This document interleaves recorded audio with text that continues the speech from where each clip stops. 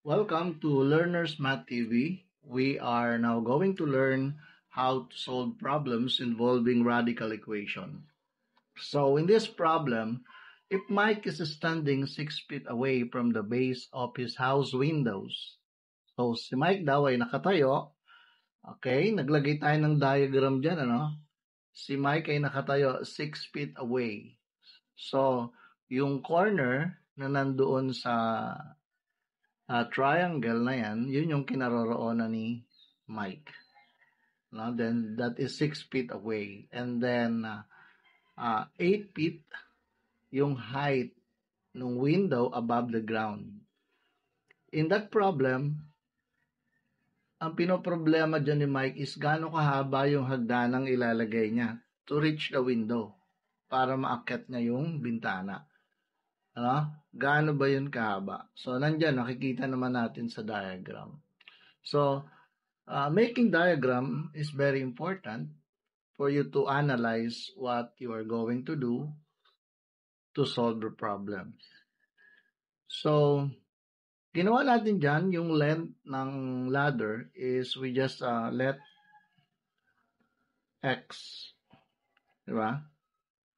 Let x be the length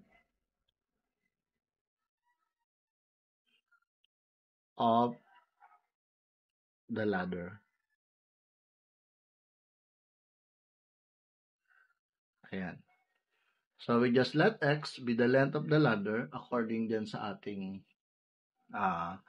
nakalagay na diagram. So, nangangailangan tayo dito ng knowledge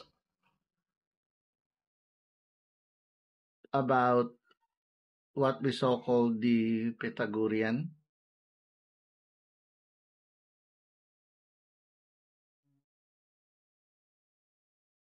Ayan. Nangangailangan tayo dito ng knowledge sa Pythagorean theorem. And Pythagorean theorem says that in a triangle, in a right triangle, that c squared is equal to the sum of a squared and b squared. Ang sinasabi that the length of the hypotenuse or the square of the length of the hypotenuse is equal to the sum of the square of its legs.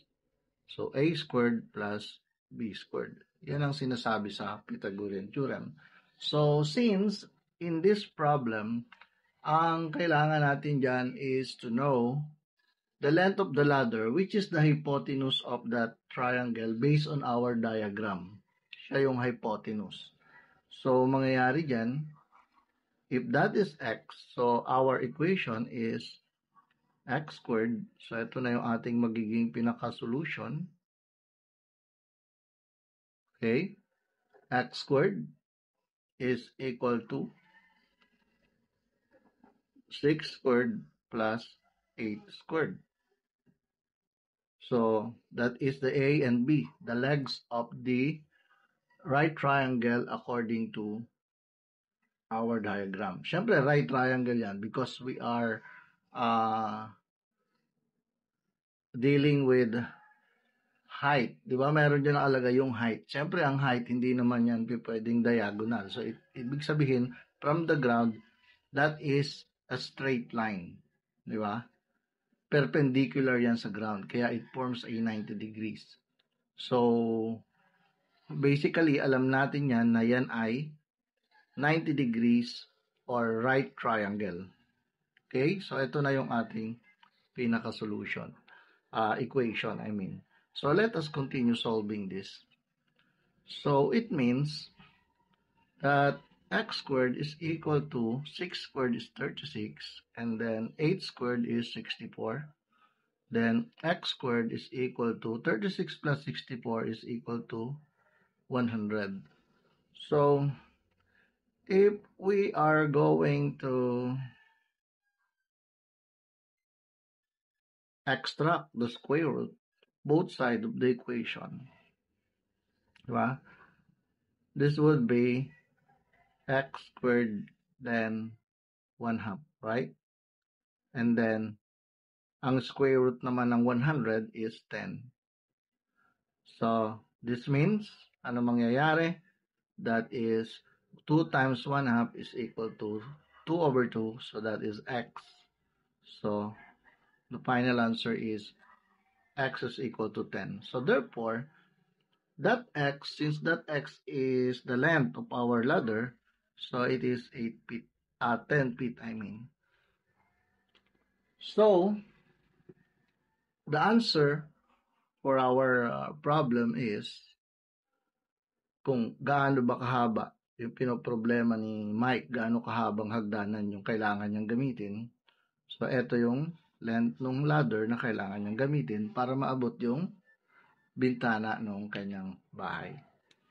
Okay? Baka nakalimutan niya kasi yung susi sa loob. Kaya hindi siya makadaan sa pinto. Okay? So, abangan natin yung mga susunod pang videos for problem solving involving radical equation. Okay? Lagi nating tatandaan, sa math para humusay, laging pagpapractice ang kinakailangan.